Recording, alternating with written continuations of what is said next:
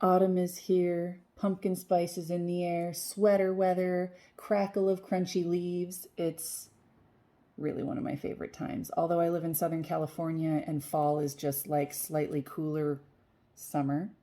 But I wanted to show you guys on Knomad's Marshmallow base, which is a superwash DK, how I take a reference image and then I pick apart the colors I like out of it and create a recipe and a gradient based on this pumpkin spice and everything nice colorway. So I'll show you the beginning of my process. If you look towards the beginning of October, you'll be seeing this blog post on Knomad's website.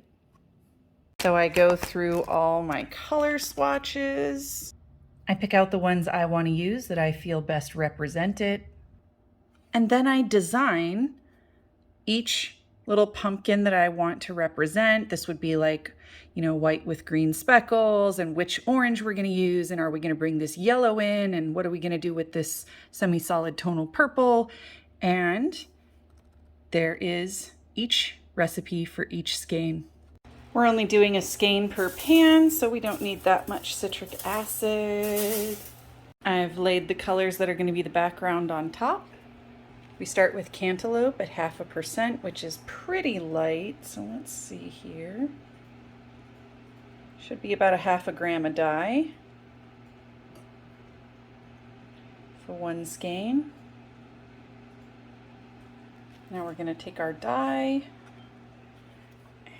and there we go.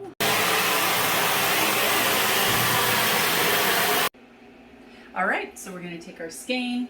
Normally you would do this with 3 skeins at a time.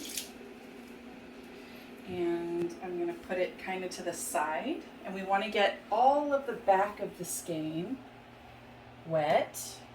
But we want to leave a little bit of lighter and or white space across the top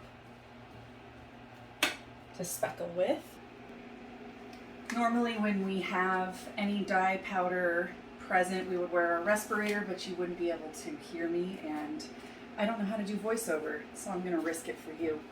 And notice if you look across the top, I've left purposely all these lighter and white spaces because I want speckles that drop the color that we're going to use, in this case golden yellow, but I also want little bits of marbling and back bleeding to kind of give it that pumpkin-y appearance. This is a fresh pair of dry gloves that I switched into.